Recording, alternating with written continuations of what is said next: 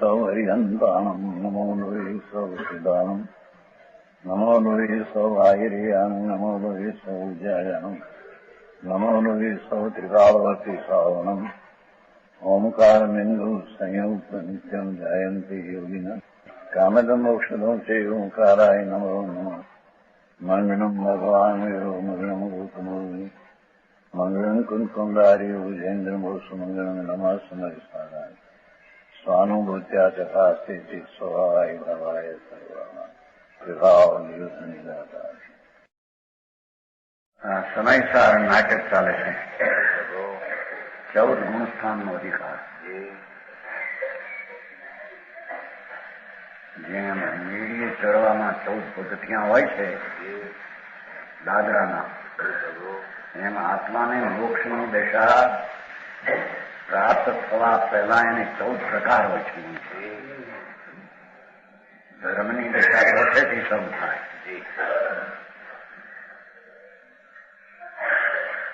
14 પગથિયામાં આ 4થું ગુણસ્થાન કહેવાય. પછી 5, 6, 7, 8, 9 થઈ 14. 7 ગુણસ્થાન વ્યાખ્યા એવી છે.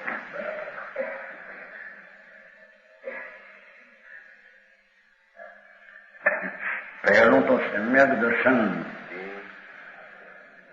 એ સર્વજ્ઞ જે આત્માનો સર્વજ્ઞ સ્વભાવ રૂપ આત્મા, સર્વજ્ઞ સ્વભાવ સ્વરૂપ રૂપ આત્મા, એનો અંતરમાં સ્વભાવની સન્મુખ થઈને રાગની એકતા તૂટીને સ્વભાવની એકતા અંતરમાં થવી, એનું નામ ધર્મની પ્રથમ શરૂઆત સમ્યક દર્શન કહેવાય.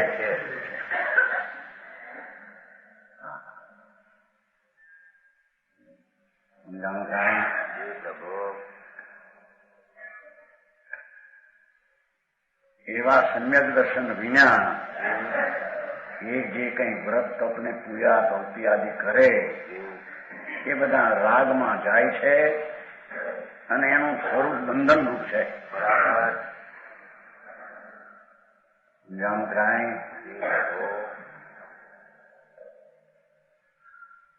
ચોથી ભૂમિકા એને કહીએ,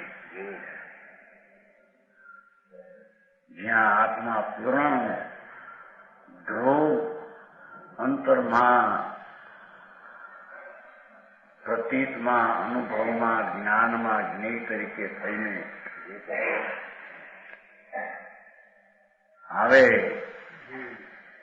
ત્યારે એને ધર્મની પહેલી દશા સમ્યક દર્શન કહેવામાં આવે છે. પછી 5મું, એથી વધારે સ્વસ્વરૂપ પૂર્ણાનંદનો આશ્રય કંઈક અધિક લઈને શાંતિ કંઈ વિશેષ અકષાય ભાવની પ્રગટ થાય, એને સાવકનું 5મ ગુણસ્થાન કહે છે. બરાબર. હા, આચાની વાત છે, મારાની વાત નથી. સુખી છે, સાવ તો સુખી જ છે. સાવ જે હોય તો સુખી પોતાના આત્માના આનંદથી સુખી છે. બરાબર. નહીં, પૈસાથી સુખી નથી, કોઈ ધૂળી નથી, તો બધા દુઃખીના ડાળ્યા છે મારા. આત્માનો આત્મા અતિન્દ્રિય આનંદ સ્વભાવ જે અનાદિથી રાગની એકતામાં મિથ્યાભાવમાં દુઃખનું વેદન હતું, એ જ્યાં રાગની એકતા તૂટીને સ્વભાવની એકતા થાય ત્યારે દુઃખના વેદનને સ્થાને આનંદનું વેદન આવે. બરાબર. એ ત્યાંથી સંતિથી સુખી છે. બરાબર.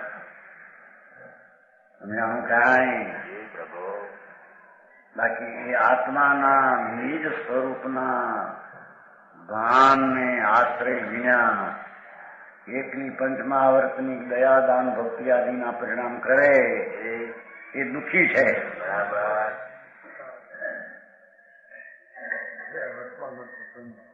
ફળ છે દુઃખનું ઝેર. ફળ સ્વર્ગાડીમાં શેકાય છે ત્યાં શુભ ભાવના ફળ તરીકે અંગારામાં શેકાવાના છે. સમજાણું કાંઈ?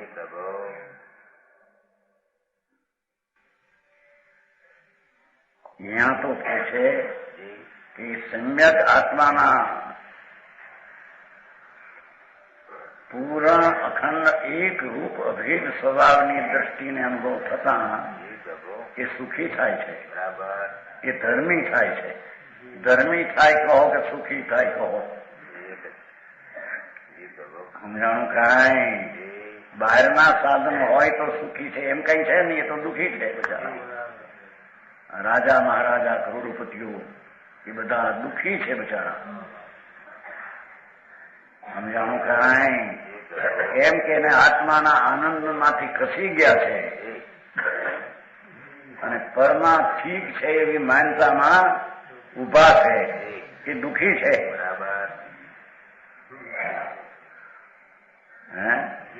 હા,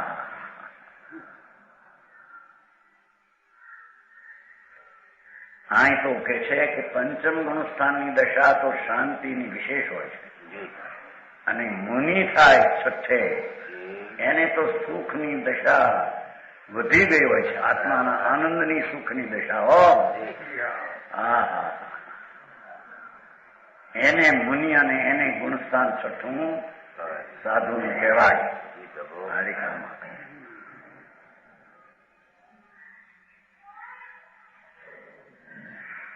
પછી સાતમું ગુણસ્થાન, એમાં તો નિર્વિકલ્પ એકલી દશાનો આનંદ જ હોય. બુદ્ધિપૂર્વક જેને રાગ ખસી જઈને આત્માના અવલંબનમાં નિર્વિકલ્પણામાં પડ્યો હોય છે એ શાંતિની ધારામાં આગળ વધ્યો છે. એને સાતમું ગુણસ્થાન કહેવી. એક બાજુ કહેવું કે 13મું ગુણસ્થાન તારું નહીં. જીવમાં 14 ગુણસ્થાન એ નથી. એ તો પર્યાય એની દશાના ભેદ છે. એ દશા કેવી હોય, ધર્મીની, સંકિતીની, શ્રાવકની, મુનિની કેવી હોય એને વર્ણવે જણાવે છે.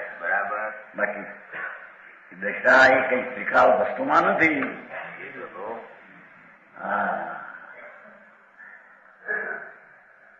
મહાપ્રભુ અંતર્મુખ તત્વ એમાં એ કઈ ભેદ નથી. એ ભેદ ઉભા થાય પર્યાયમાં એ જાણવા લાયક છે કે તે ભૂમિકા કેવી હોય, કયા પ્રકારે હોય એમ જાણવા લાયક છે. સાતમા ગુણસ્થાનની વાત થઈ ગઈ. હવે આઠમી હશે આજ અષ્ટમ ગુણસ્થાનનું વર્ણન. સાતમા પછી અંદર આનંદની ધારામાં આગળ વધે છે. અમે જાણું કાંઈ? સાતમા ગુણસ્થાન પછી આઠમી ભૂમિકા અંદર ધર્મની દશા. એ અંતરના આનંદની ધારા અને શાંતિની ધારા અંશે વધે છે ત્યારે તેને આઠમું ગુણસ્થાન કહેવામાં સમજાવું કાંઈ? અમવર્ણો અષ્ટમ ગુણસ્થાના નામ અપૂર્વ કરણ વખાના કશુક મોક્ષમ કરી રાખે અથવા કિંચિત ક્ષય કરી નાખે.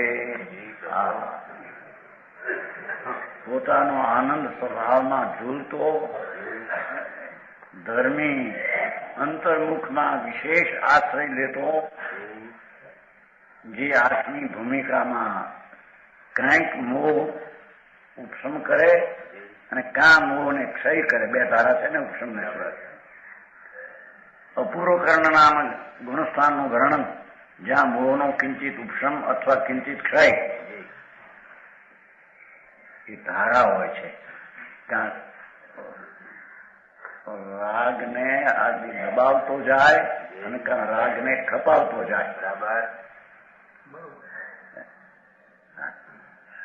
સમજાણું કાંઈ? એને 8મું ગુણસ્થાન કહે છે. જે પરિણામ ભયે નહીં કબહી तिनको उदय देखी जबही तब अष्टम गुण थानक होई चारित करण दूसरो सोई. અધકરણ અપૂર્વ કરણ બીજું. કઈ જ્ઞાન ન હોય ને એને તો આ શું કે છે કઈ સમજાય. જાણપણા ન મળે. જૈન દર્શન શું કે છે?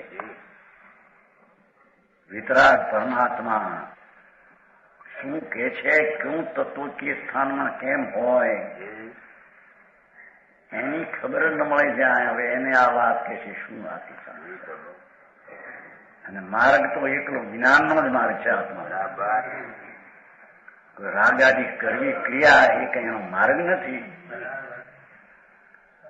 સમજાણું કાંઈ? કારણ કે એ તો જ્ઞાન સ્વરૂપ પ્રભુ છે. ચૈતનનું પુંજ પિંડ છે. એમાં જ્ઞાન સ્વાભાવિકમાં જ્ઞાનની ક્રિયાની સ્થિરતા આગળ વધે એને ધર્મની દિશા આગળ વધેલી કહેવામાં આવે છે.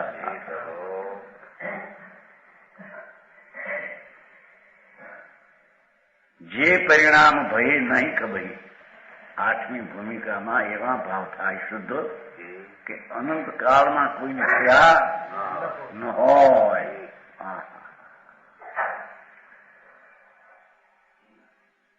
તિનકો ઉદય દેખીએ એવા ભાવને પ્રગટ દેખાય ત્યાં કે થાય એમ કે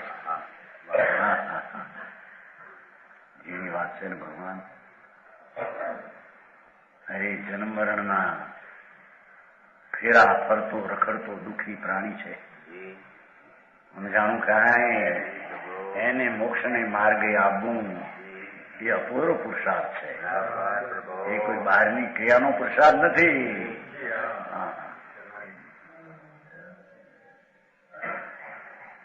આખી દિશા પલટી જાય જ્યાં હું એક આત્મા પૂર્ણ શુદ્ધ ચૈતન પ્રભુ છું.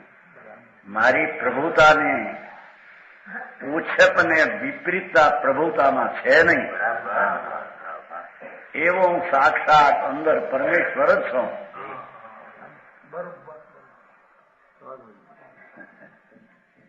એવી અંતરમાં દ્રષ્ટિ થતા એને ધર્મની પહેલી સીધી સંકેત થાય. બરાબર. આ તો કે આ કરો, વ્રત પાવો ને ઉપવાસ કરો ને પૂજા કરો ને ભક્તિ કરો ને તમારે ધર્મ થશે. ભગવાન કહે છે કે એનાથી ધર્મ થશે નહીં.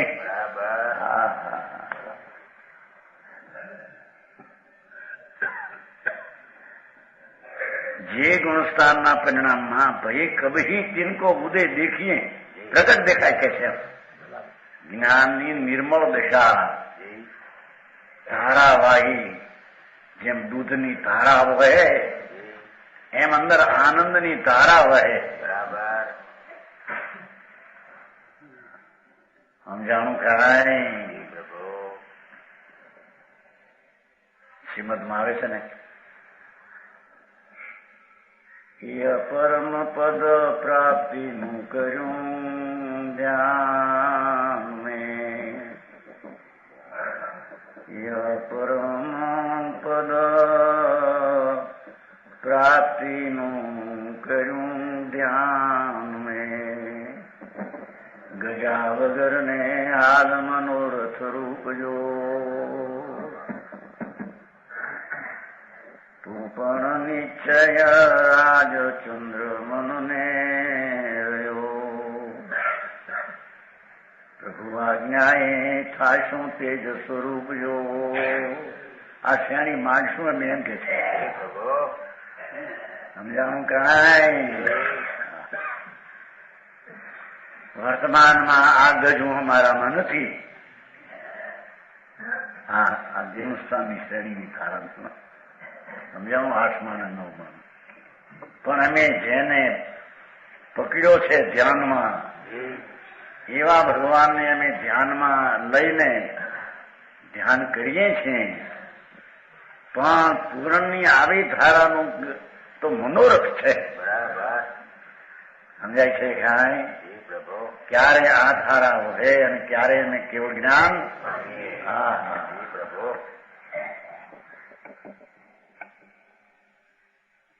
હા રાજકુમાર 8 વર્ષમાં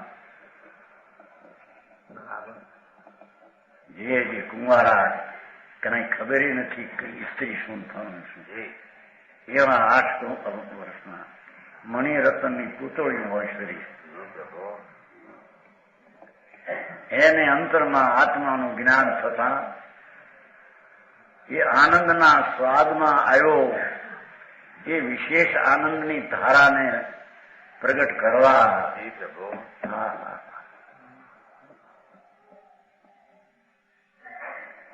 ધન્ય અવતાર ને 8 વર્ષનો બાળક રાજકુમાર, માતા અનારો આનંદ અમને પાછો છે. અમારી અનુભૂતિ અમને પ્રગટી છે. માતા હવે વિશેષ અનુભવ કરવા એક દડા વનમાં ચાલ્યા જશું. ભાઈનો અવતાર છે ને.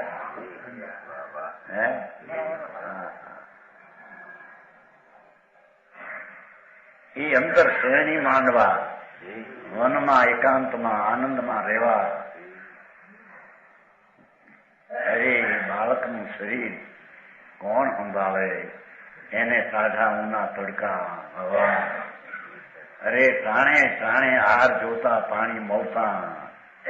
કોને ભાઈ? એને તો જુએ છે આનંદનો ખોરાક. સમજાણું કરાય? એને તો અંતર નિર્વિકલ પીણા પીવા છે. આહાર ને પાણીની પણ દરકાર. સમજાણું કરાય?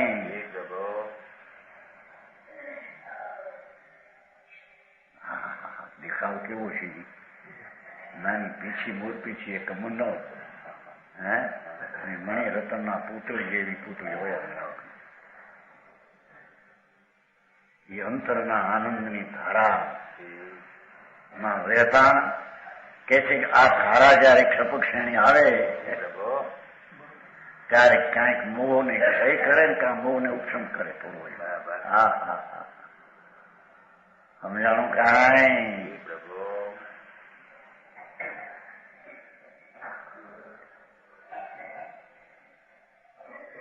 ભલે કે છે કે એ ધારા અત્યારે અમને નથી સમજાણું, પણ એ ધારા કેવી હોય એનું અમને જ્ઞાન તો છે. અને એ ધારાને અમે પકડવાના છીએ.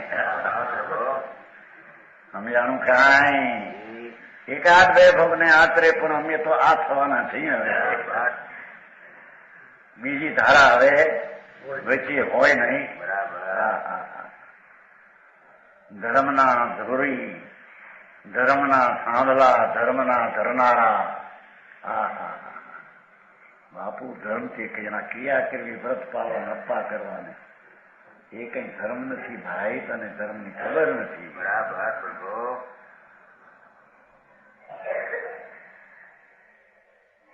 જેને કે છે કે એના પરિણામ થાય કે જેને કદી જોઈ થયા નથી. અષ્ટમ ગુણસ્થાન ચારિત્ર કરણ, બીજું આત્માનું કરણ કરણ હતું ને અધકરણ, અપૂર્વ કરણ, અપૂર્વ પરિણામ. કરણ એટલે પરિણામ. સમ્યક દર્શન થવા પહેલા એક અધકરણ અપૂર્વ કરણ નિવૃત્તિકરણ હોય છે. બીજી વાત આ તો ચારિત્રની ધારામાં આગળ વધતા આવા એ પરિણામ હોય છે. સમજાણું કાંઈ? એક મોસમ પાકે ત્યાં કે છે. ધર્મી પોતાના સ્વભાવના ધંધે ચડ્યો, એની હવે મોસમ પાકી છે ક્ષપક શ્રેણીમાં. સમજાય છે કાંઈ? હવે તો અંતર્મૂર્તમાં ફળ આપવાની તૈયારી છે.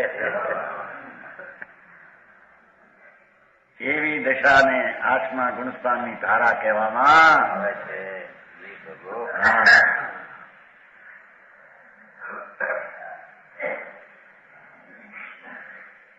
ચારિત કર્ણ દૂસરો અપૂર કર્ણ, નવમું ગુણસ્થાન, નવમી ભૂમિકા, અમન્ય નિવૃત્તિ કરણ સુનુબાઈ, જ્યાં ભાવ સ્થિરતા અધિકાઈ. પૂર્વ ભાવ ચળાચળ જે તે, સહજ અડોલ ભય સબ તે.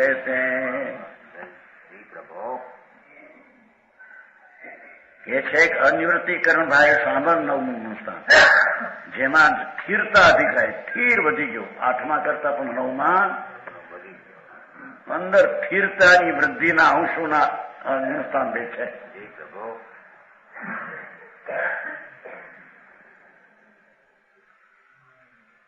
રતનનો દીવો જેમ ચમકે એને પવન હલાવી શકે નહીં. લાખ કરોડ રૂપિયાનો હીરો હોય એવો તો ચમક ચમક થાય, પણ એ કઈ ખેતર ફેરવે છે, એની ચમકા એને પવનનો ઝપટ ઓલવી શકે છે. એમ ચૈતન હીરો અંતરની ધારાએ વયો કે છે કે એવા પરિણામ હોય છે જ્યાં સ્થિરતા વધી ગઈ છે. હવે એ અસ્થિરતામાં અસ્થિરતા આવે. સમજાણું કાંઈ? પૂર્વ ભાવ ચલાચલ, જે પૂર્વમાં જરી ચલાચલ ભાવ હતો એ સહજ અડોલ થઈ ગયો.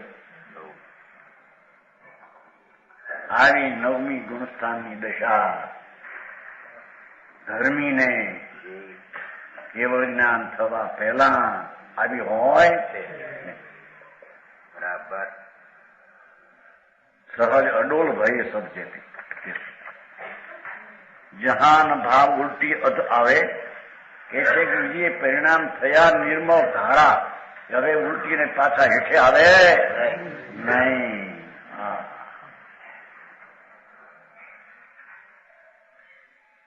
લાભનો જ ધંધો વધે એમ કે છે. હે ખોટ તો જાય નહીં, વ્યાજ ભરવું પડે નહીં ને લાભ વધે અંદર.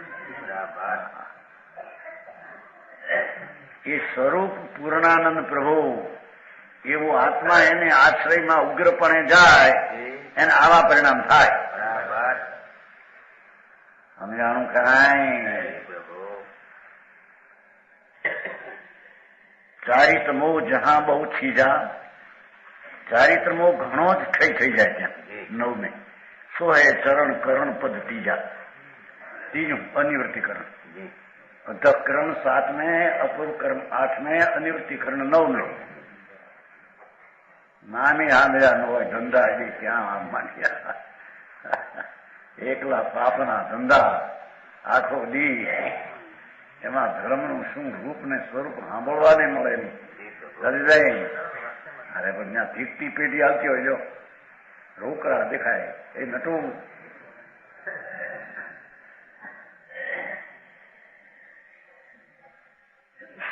તાજેની દુકાન નહીં છે કરતા હતા. સમજાણવામાં 2 લાખ 2.5 લાખ પેદા થાય, માથા થઈ જાય ને હાલા ખોટ જાય છે કે ત્યાં તો જિંદગી બરબાદ બાપુ. ઘા પડે છે એ ભાવ છે ને રળવાના, એ તો આત્માની શાંતિ ઉપર ઘા મારનારા. બરાબર. સમજાણું કાંઈ? અરે તે આત્માના સ્વભાવને સાજા વિના ઘણું બગાડ્યું છે ભાઈ. સમજાણું કાંઈ? તો કે છે કે જ્યાં આત્માના સ્વભાવનો સાધક જીવ આગળ સંત થઈને આગળ ધારાએ જાય છે ત્યારે તેના પરિણામ અનિવૃત્તિ નામના ત્રીજા પરિણામ કે જે પરિણામ પાછા ફરે નહીં. 10મું ગુણસ્થાન, કહો 10મ ગુણસ્થાન દુશાખા, જો સૂક્ષ્મ શિવ કી અભિલાષા. લો વિકલ્પ છે રે એટલું.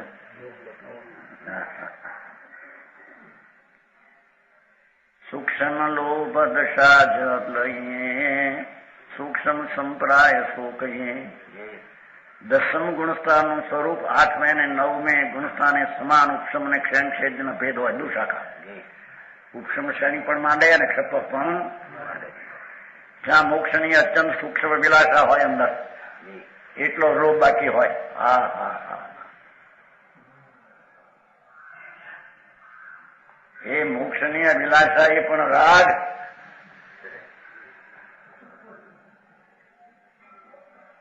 એટલો પણ આગળ જતા વિઘન કરે. આનું કાંઈ સૂક્ષ્મ શિવ કી અભિલાષા.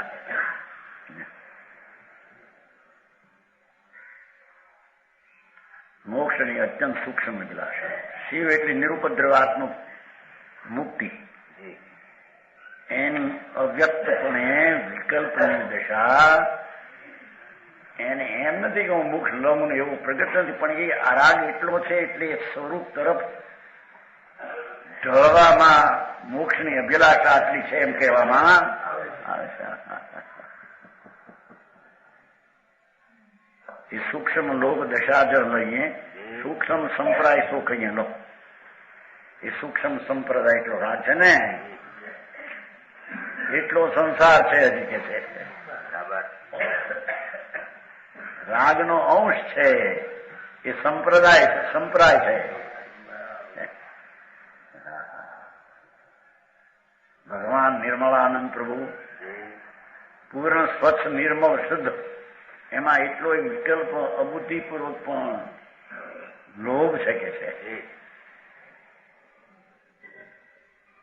અમે જાણું કાંઈ એને ટાળશે ત્યારે આગળ વધશે. બરાબર, વિના વધશે નહીં. આવું માન ભાઈ 11મા ગુણસ્થાન વર્ણન. अब उपशांत मो गुण थाना કહું તાસુ પ્રભુતા પર પરવાના. પરવાનું છે ને, પ્રભુતાનું પરમાણુ જ્યાં મોહ સમય ન ભાષે યથાખ્યા ચારિત્ર પર જાશે. 11મી ભૂમિકા ધર્મની દશાની એ કે છે, જ્યાં મોહનું સર્વથા ઉપશમ બિલકુલ ઉદય નહીં. રાગનો અંશ જે હતો 10મે ત્યાં 11મે ન હોય. જીવ કા યથાખ્યા ચારિત્ર પ્રગટ હોતા હૈ. જીવનું એનું અકર્ષાય સ્વરૂપ છે એવું 11મે ગુણસ્થાનમાં પ્રસિદ્ધપણે પામે. સમજાણું કાંઈ? જાઈ ફરસ કે જીવ ગીર ફરે કરે ગુણ હદ, સો 11મી દશા ઉપશમતી સહદ. 11મે ગુણસ્થાન જાય તો નીચે પડે જ. સમજાણું કાંઈ? રાગને દબાવતો આગળ ગયો છે, ઉપશમ કરતો પાછો ફરવાનો જ 11મા ગુણસ્થાને રદ કરી નાખશે. એ પુરુષાર્થની કમજોરીને લઈને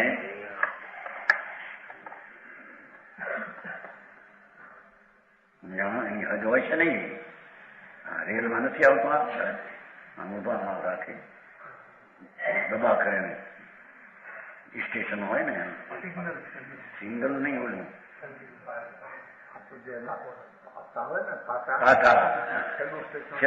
ઊંચું ઊંચું હોય ત્યાં સુધી ડબ્બા જાય. છેલ્લું હોય. હા છે ને, અમારે પાલિકામાં બધું નજીક હતું ને. જયારે પછી બાપ આવતા જેવા જતા બધા ઓળખીતા ને ત્યાં તમે બધા જાય. 8મી સ્ટેશન બધું જોયું. બધું 8 વર્ષ પહેલાની વાત છે. 68માં વૈશાખે છોડ્યું છે પાલે. હા ત્યાં 8 એ બધા ત્યાં અટકે ડબ્બા છે ને, સેન્ટિંગ કરે ને એમ કે છે ને, ડબ્બા નાખે ત્યાં બધી જાય. બસ પછી આગળ હલવાનું હોય નહીં, પાછળ વળે. એમ આ ભૂમિકા એવી છે કે ત્યાં સુધી પાછળ જ વળે. સમજાવું કાંઈ? હા, આવી એક દશા જીવમાં થાય છે એમ જણાવે છે. ચરમસીમા પ્રાપ્ત કરने वाला जो उपशम चारित्र મેં નીચે હોય પણ ઉપરથી પાણી નીતરી ગયું હોય ને એમ જરી રાગ એનો ભાગ અંદર હો પણ ઉપર શાંતિ નો કસાય ભાવ એકલો તરતો હોય છે.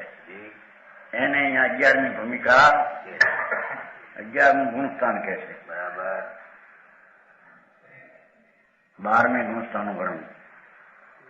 કેવળ જ્ઞાન નિકટ જ આવે. દેખો ભાષા દી તા જીવ સબ મોહ ખિપાવે પ્રગટે યથા ખ્યાત પરધાના.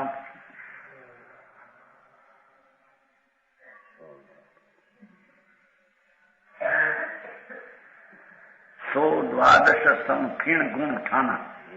બોલો પરવાના હતો ને પરવાના ઉપર જોયું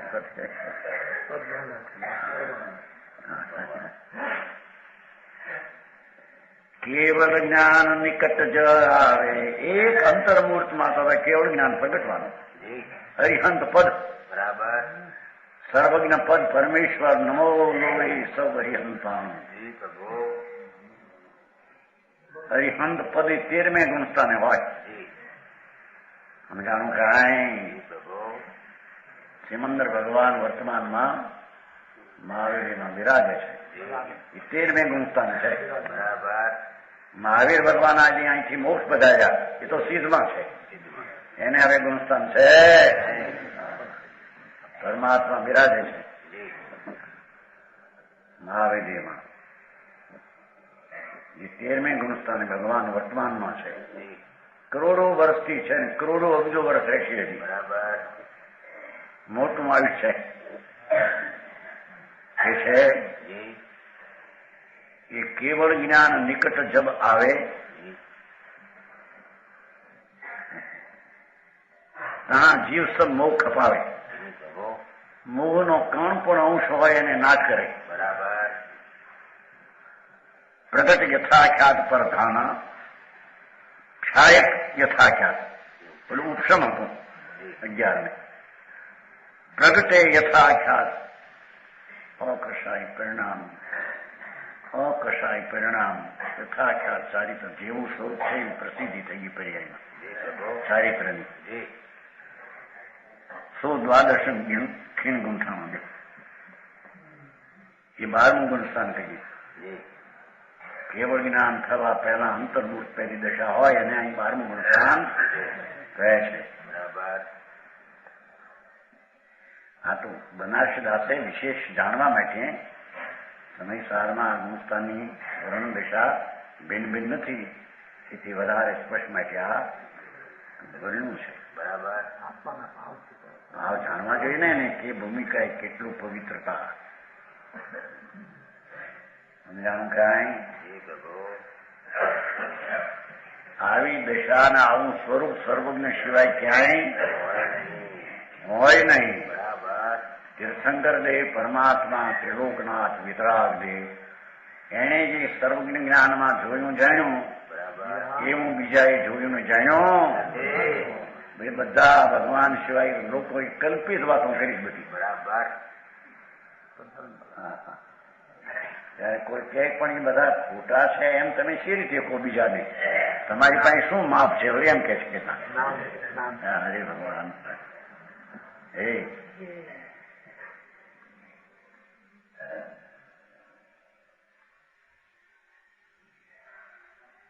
એ તો સ્પષ્ટ છે કે વાસ્તવિક તત્વ જે ભગવાને કહ્યું એનાથી વિરુદ્ધ પરૂપે વિરુદ્ધ માને કે મિથ્યાદર્શી છે એમાં માપને કાઢવાની બીજી જરૂર શું છે ત્યાં?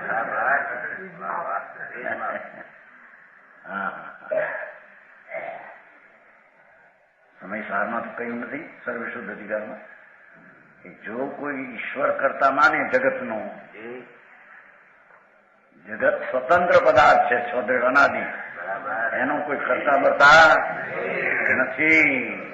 પણ કરતા માને એ જે મિથ્યા દ્રષ્ટિ છે એમ અમારા જૈનમાં સાધુ નામ ધરાવે, સાવ નામ ધરાવે અને પરની છકાઈની ક્રિયા કરી શકું, દયા પાળી શકું, એને રાખી શકું, એ માન્યતા ઓલાના મિથ્યા દ્રષ્ટિ જેવી એની માનતા છે.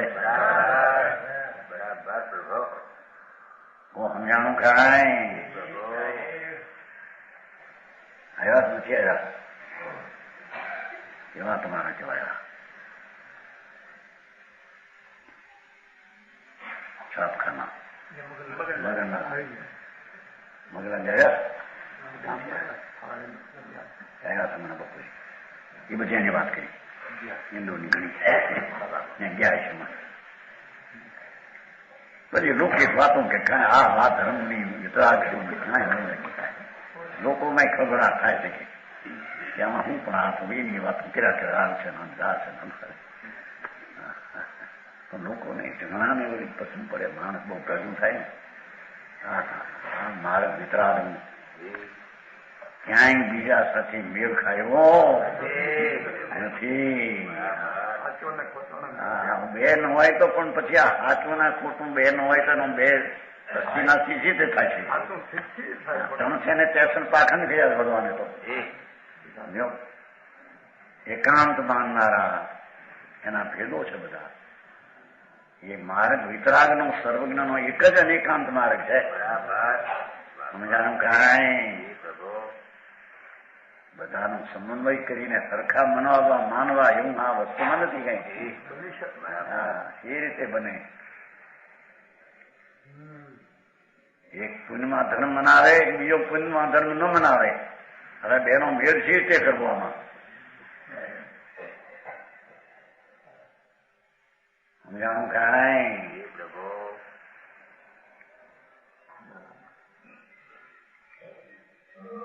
12મા ગુણસ્થાને એની જઈ દુર્દત્ત આપે છે. ષટ છાતે સાતે આઠે નવે 10 એકાદશ સ્થાન અંતર્મૂર્ત એક વા એક સમય સ્થિતિ જાણ. છઠ્ઠાથી તે 11મા ગુણસ્થાન સુધી અંતર્મૂર્તની સ્થિતિ છે. જગન એક સમયની સ્થિતિ છે. એ જરી જાણવા જેવી વાત છે. ક્ષપક્ષણી નું કાળ. ક્ષપક્ષણી 8નું 9મું 10 ને 12 સ્થિતિ ઉત્કૃષ્ટ અને જગન બી અંતર્મૂર્ત. જગની અંતર્મૂર્ત ઉત્કૃષ્ટ બી. હવે છિન્ન મોહ પૂર્ણ ભયો કરી ચૂર્ણ ચિત્ત ચાલ. ચિત્તની ચાલ જ્ઞાન જે રાગમાં રોકાતું હતું એને ચૂર્ણ કરી નાખ્યું.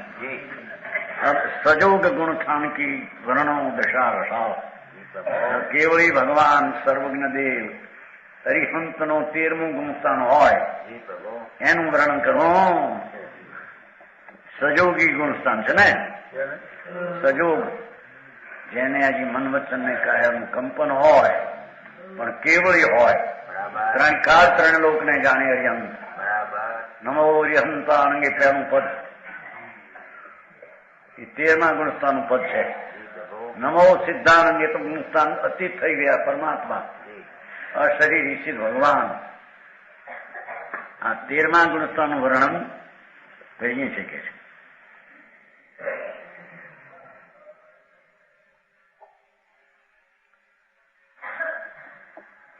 સંસ્કૃતનો એક પ્રશ્ન કર્યો હતો. 80ની વાત છે. એક પંડિત આવ્યા હતા. પંડિત ભાઈ અમે તો સંસ્કૃત ક્યાં જાણતા નથી પણ તમે પંડિત છો ને મોટા કે તો આ શબ્દનો અર્થ કરો. 80ની વાત છે. સંજોગી ભવસ્ત કેવડી એવો શબ્દ મૂક્યો પંડિત પાસે. સંજોગી ભવસ્ત કેવડી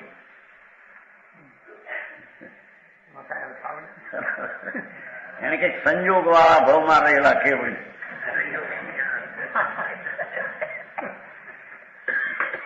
કીધું એ સંજોગી ભવસ્ત કેવડી હોઈ શકે જ નહીં. સજોગી ભવસ્ત કેવડી એવો એનો અર્થ છે. શબ્દ છે સજોગી. એને કંપન હોય છે જોગનું પણ છે કેવળ જ્ઞાની પરમાત્મા. એને સજોગી કેવળી કહેવામાં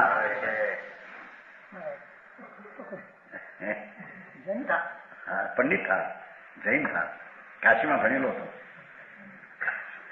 એના સંજોગી ભવસ કેવળી નોટ કરો તમે બધા ભણેલા મોટા પંડિત પણ તમે અશુદ્ધ બતાયા પણ એને સમજવું જોઈએ કે નહીં કે સંજોગી ભવસ કેવળી હોય નહીં જોગ વાળા કેવળી હોય પણ કઈ સંયોગ વાળા કેવળી હોય એવું કઈ કેમ છે એ બહુ વ્યાકરણમાં ભણેલો કે બિચારો વ્યાકરણ અમે જાણતા ये व्याकरण निराली है हमारा તમારે કેવડી 13મા ગુણસ્થાનમાં સહયોગી કેવા હોય એની ખબર નથી. તમને પાદરાર્થ કરવા માંડો સંયોગી ભવમાં રહેલા કેવડી એટલે શું એની વ્યાખ્યા કીધો એ શબ્દ જૂઠો છે. છે ને આમાં સહયોગ ગુણસ્થાન આવ્યું ને સહયોગ ગુણસ્થાન કી અરિહંત ભગવાન સિમંદર પરમાત્મા મહાવેદીમાં બિરાજે છે. 13મે ગુણસ્થાને છે પણ હજી કંપન જોગનું છે સમજાણું ખરાય.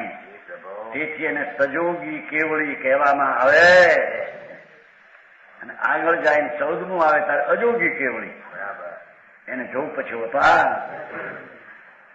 સમજાણું ખાય.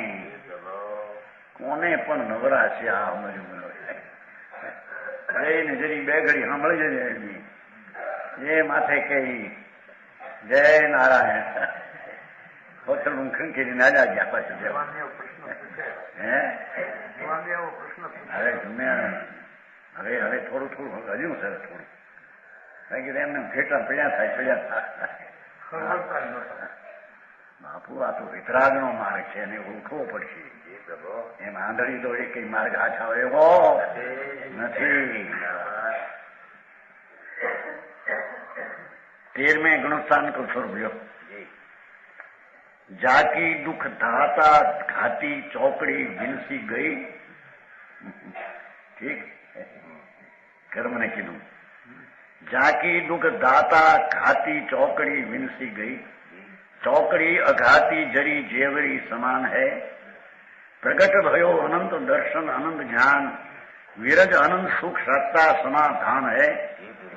जामे आओ नाम गोद वेदनी प्रकृति ऐसी 81 84 व 85 प्रमाण है. सो है जिन केवड़ी जगतवासी જે સંસાર છે ને એટલો જેવો જગતવાસી કીધા ભગવાન તાકો જો અવસ્થા સો સહયોગી ગુણ થાને લો સંસારી શરીર સહિત છે ને કેવળી શરીર રહી તો સિદ્ધ ભગવાન હોય. નમો લોહી સૌ સિદ્ધાંત એને શરીર નો એકલો આત્મા નિર્મળાનંદ પ્રભુ સિદ્ધ તીર્થંકર શરીર સહિત કેવળી હોય એને શરીર હોય છે કે છે જાકી દુઃખ દાતા ઘાતી ચોકડી વિનસી ગઈ. એ ઘાતી કર્મ જ્ઞાનાવરણી દર્શનાવરણી મોહની ને ઘાતી કર્મ દુઃખદાતા નિમિત્તી વાત છે દુઃખદાતા કારણ કે એના કર્મનું ફળ દુઃખ છે. કર્મ પોતે એનું ફળ 4 8 કર્મ દુઃખ આવે છે. દુઃખનું બીજ આ છે કર્મ દુઃખનું બીજ છે. એ કર્મ જ છે ને ભાવ એ કર્મ છે ને વિકાર એ દુઃખ છે. એ કર્મનું ફળ છે. જાકી દુઃખ દાતા ઘાતી ચોકડી વિનસ ગઈ. 4 કર્મનો નાશ થયો અંતને ખામણામાં આવે છે. એને 4 કર્મનો નાશ કર્યો ઘણઘાતી 4 કર્મ જેને બાકી રહ્યા લખ્યું છે એમાં.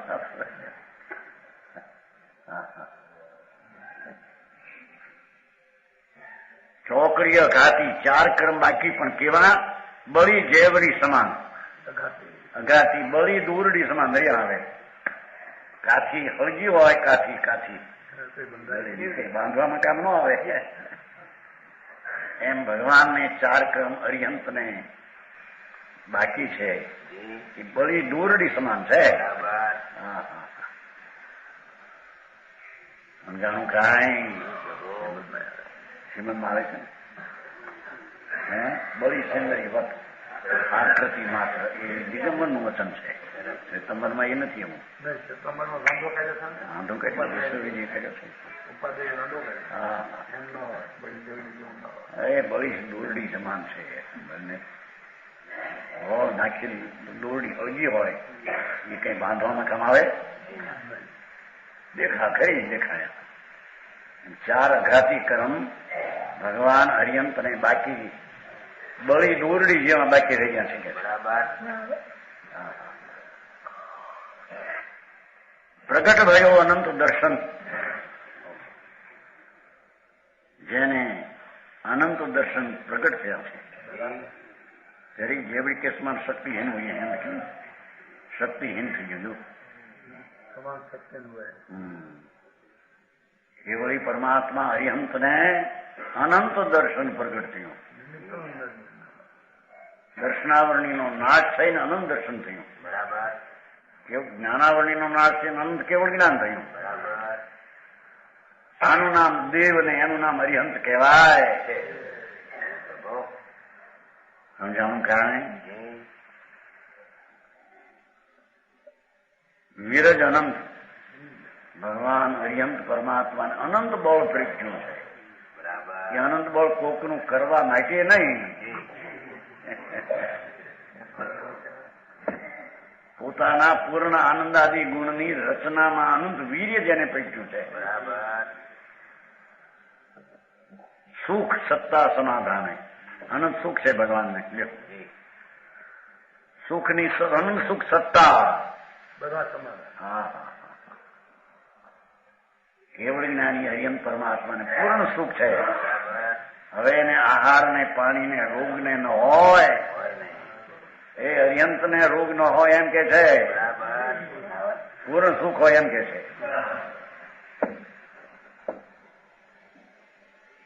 કે છે ને ભગવાનને રોગ થયો 6 મહિનાનો, પછી હાર લેવા ગયા સાધુ ગોશાળા એવું કીધું આવ્યા છે ને વાતું કલ્પિત વાત છે. કેવડીને આહાર હોય ને પાણી નો હોય, કાંઈ ન હોય, રોગે નો 18 આવશે, 18 દોષ આવશે. ભગવાનની અનંતી સુખ સત્તાની અનંતનું બધું પ્રગટ થઈ ગયું છે. અનંત આનંદ અનંત જ્ઞાન દર્શન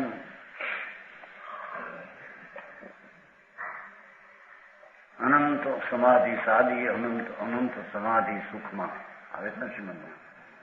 અનંત દર્શન જ્ઞાન અનંત સહિત જો એવી દશા અંતરના વિતરાગ ભાવની પરિણતિના કારણથી આવી કાર્યદશા પ્રગટ થાય. સમજાણું કાંઈ? જામે આવું નામ ગોત વેદની પ્રકૃતિ 80 એ પ્રકૃતિ જાણવાની વાત છે. કોઈને 80 હોય, કોઈને 81, કોઈને 84, કોઈને 85. સોહે જીન કેવળી જગતવાસી ભગવાન હજી શરીરમાં રહ્યા છે એટલું દેખાય એટલે જગતવાસી અને ભગવાન કહેવામાં આવે.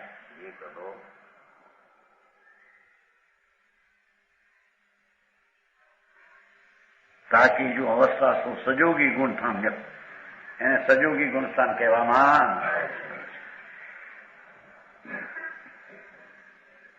નીચે લખ્યું છે અહીંયા મન વચન કાયાના 7 યોગ છે. કેવડીને પણ હજી મન વચન ને કાયા છે ને. મનના 2, વચનના 2 ને કાયાના 3 એવા 7 યોગ હોય છે. 15 યોગ છે ને 7 હોય છે. इससे इस गुणस्थान का नाम संयोग केवड़ी है. સજોગ જો કંપન સહિત કેવડી આવું કેવડીનું સ્વરૂપ છે. એને ક્ષુધા ન હોય, તૃષા ન હોય, રોગ ન હોય. સમજાય છે કાંઈ? એને વસ્ત્ર ન હોય, પાત્ર ન હોય, વોરવા ન જાય.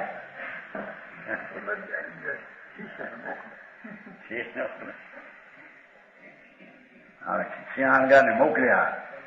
રોગ થયો ને ભગવાન ને ગોશાળા આવ્યો એ જ ઉલ્લેખા મારી.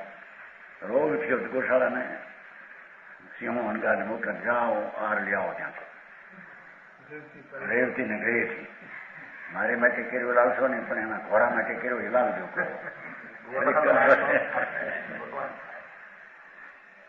અરે ભાઈ વાત કરી સુનો.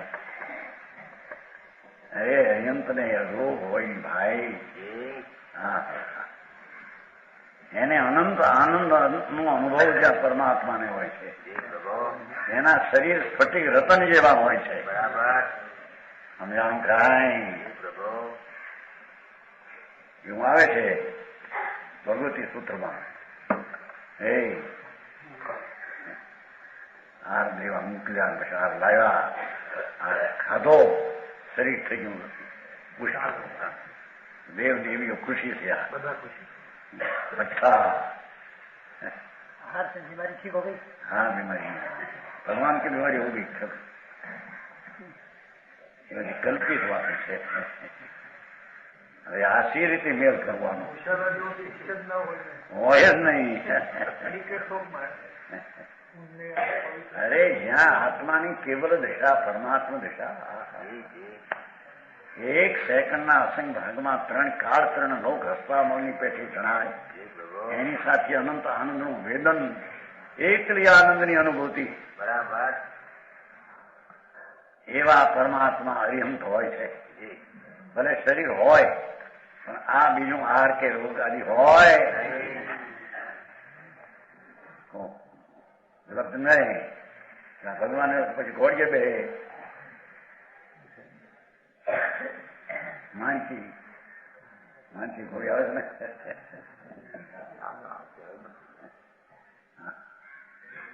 અરે બાપુ ભગવાન કેવા તેની ખબર નથી ભાઈ.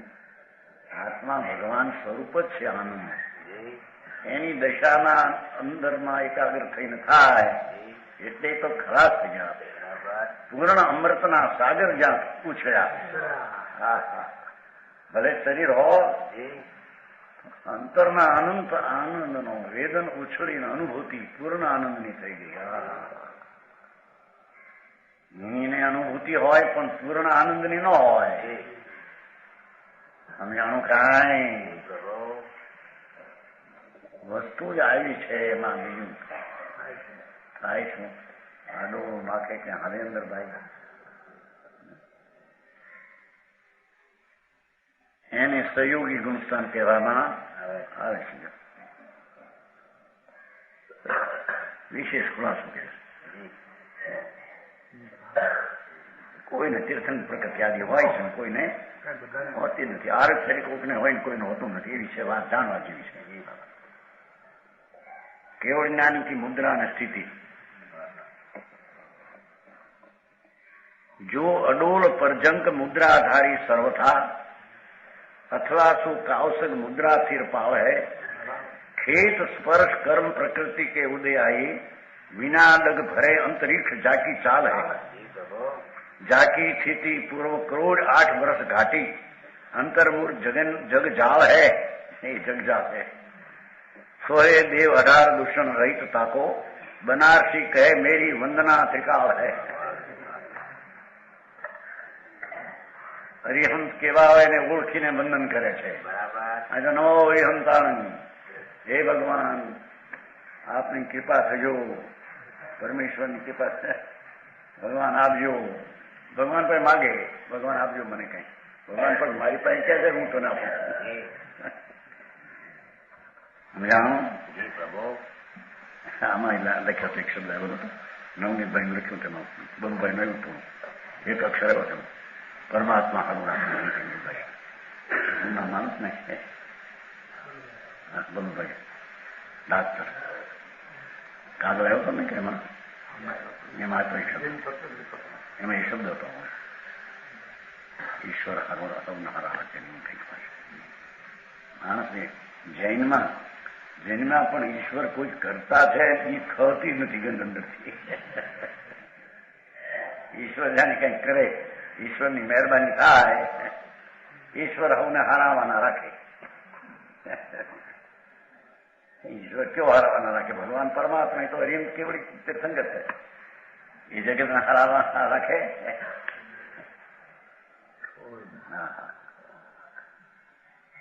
અહીં તો કે છે અડોળ પરજન કે મુદ્રાધારી સર્વથા. કેવળ જ્ઞાનીને 2 આસન હોય છે, એક પદ્માસન અને એક કયું સર્ગ, 2 આસન હોય છે. સર્વજ્ઞ પરમેશ્વર અરિહંત 13મેં ગુણસ્થાને હોય, એકા પદ્માસનમાં હોય, એકા ખડગાસન હોય, કાળસર્ગે સમજાણું કાંઈ એને હાર નહીં, પાણી નહીં, રોગ નહીં, શોક નહીં, ચિંતા નહીં, કલ્પના નહીં. શરીરમાં પરમ ઉદારિક દશા જેની, પરમાણુ સ્ફટિક જેવા થઈ જાય જેના, બરાબર, જેમાં નજર નાખી હાથ બહુ પાડે બીજો જીવ, એટલું તો એનું સ્ફટિક શરીર થઈ જાય.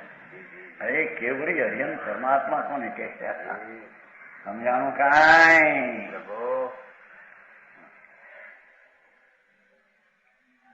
ખેત સ્પર્શ કર્મ પ્રકૃતિ કેવું દે આગે એ છે કે ભગવાન હાલે છે ને કે પ્રકૃતિના કારણે શરીર ગતિ કરે, એને ગતિ બતિનું કઈ છે?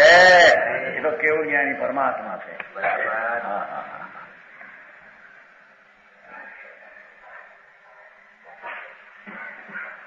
કશું બહુ બને ખેતર ફર્શના આવે છે, એવું આવે છે. પરદેશ રાજા નદી ખરાબ એમાંથી કઈ નથી. ખેતર ફર્શના હશે વિનંતી કરે મુનિને ત્યારે એમ કે ખેતર ફર્શના હશે તો આવે છે કે નહીં? હા, ખેતર બોલવા માત્ર આમ કે હું તો હાલે હું તો અભ્યાસ થાય માનતા હોય. અહીં તો કે વિતરાગના કેવળ જ્ઞાની દશા પરમાત્માને થઈ, એને પૂર્વની કોઈ પ્રકૃતિને કારણે વિના ડગ ભરે, આમ ડગ ન ભરે, અંતરિક્ષ જાગી અદ્ધર આવે 5000 ધનુષ ઊંચા, 500 ધનુષ ઊંચા હાલે, નીચે નહીં, અદ્ધર હાલે, વિના ડગ ભરે અંતરિક્ષ જાગી ચાલે.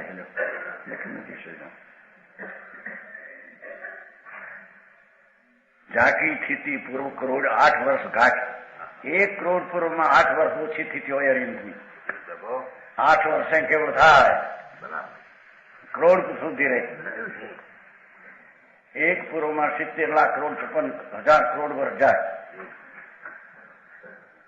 1 પૂર્વમાં 70 લાખ કરોડ 56,000 કરોડ વર્ષ જાય. એવા કરોડ પૂરો અરિહંતનું આયુષ્ય એટલું હોય. તીર્થંકની વાત નથી, આ સમુચયની વાત. પૂર્વ કરોડ 8 વર્ષ ઘાટી, 1 કરોડ પૂર્વમાં 8 વર્ષ ઉઠે. જગન અંતર્મૂર્ત 8 વર્ષે કેવળ પામે, અંતર્મુહૂર્તે મોક્ષ જાય. બરાબર. હા, સમજાણો? સોહે દેવ 18 દૂષણ રહિત, એ 18 દોષ ન હોય એવા અરિહંત ને બનારસી કહે મેરી વંદના ટિકાવ है, એવા અરિહંત ને ત્રણેકાવરનું વંદન કરું. 18 દોષનું વરણ નાખી, 18 દોષનું વંદન. સમાન વચન ગુરુદેવ